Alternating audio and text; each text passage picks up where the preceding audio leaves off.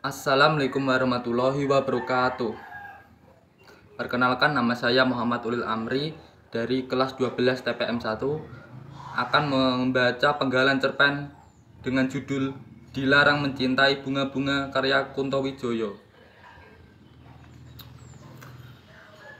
Dilarang mencintai bunga-bunga. Kabarnya yang tinggal di rumah tua berpagar tembok tinggi itu adalah seorang kakek yang hidup sendiri. Rumah itu terletak di samping rumahku. Pagar tembok tinggi menutup rumahnya dari pandangan luar. Hanya ada satu pintu masuk dari muka, ditutup dengan anyaman bambu yang rapat. Aku belum pernah melihat kakek itu. Setelah ku coba naik ke pagar tembok, melalui sebuah pohon kates di pekaranganku, terbentanglah sebuah pemandangan, sebuah rumah Jawa. Bersih seperti baru saja disapu, dan alangkah banyak bunga-bunga di taman.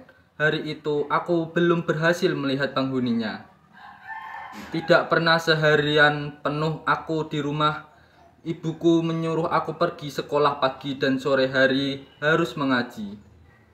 Hari-hari minggu pertama habis untuk mencari saudara-saudara baru di kota ini. Keinginanku untuk mengenal kakek itu tidak pernah padam. Kau lihatlah, lubang-lubang pada pagar anyaman bambu itu ialah akibat perbuatanku. Aku mengerjakannya di siang hari sepulang sekolah. Pernah ketika aku mengintip-ngintip pintu pagar dari bambu itu, kawanku menegur, "Sedang apa kau ini? Hati-hati dengan dia. Sebentar lagi tanganmu sakit. Tunggu sajalah." Ketakutan menyerang aku. Apakah aku akan sakit karena mencoba membuka pintu pagar rumah ini? "Siapa bilang?" kataku berani. Semua orang dijawabnya, "Kau kualat, dia keramat." Aku ditinggalkannya berdiri dekat pagar itu. Ketakutanku mendesak-desak. Aku lari puntang-panting ke rumah. Ayahku sudah duduk di kursi dengan selembar koran. Aku tenang kembali, baru tersadar bahwa tas sekolahku tertinggal di pagar rumah samping itu.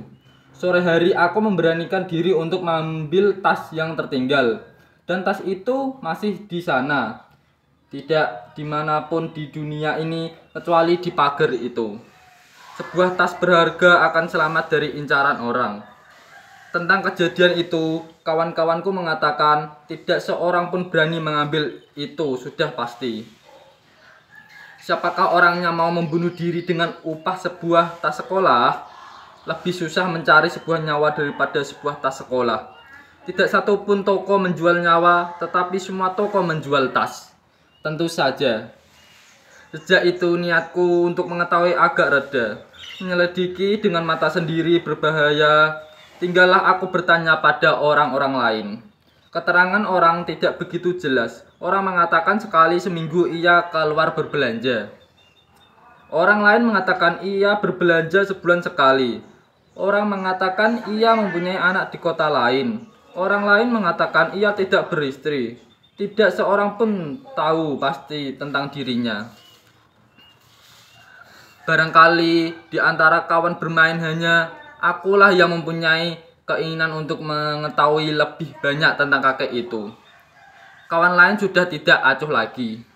Aku sudah bosan bertanya. Selain mereka juga tidak memberi keterangan jelas. Mereka akan mengejekku dengan mengatakan, "Biarlah kau jadi cucunya." Pernah pula aku bertanya pada ayahku. Ayahku melemparkan koran dari tangannya dan meninggalkan aku. "Untuk apa?" Jawabnya. Itu adalah ucapan ayah yang sering ku dengar. "Bertanyalah dengan lokomotif, misalnya, atau mobil. Jangan tentang kakek-kakek dari sebelah rumah." Aku sendirian saja di dunia dengan keinginanku untuk mengetahui. Tiba-tiba aku mengenalnya dari dekat. Begini, pada musim layang-layang, angin bertiup kencang.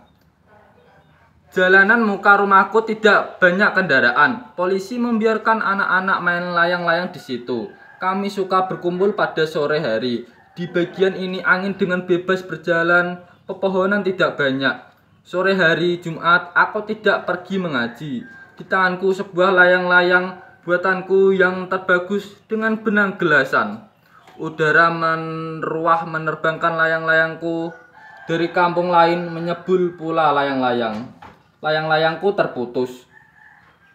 Kawan-kawan bersorak dan lari mengejar itu layang-layangku yang terbagus.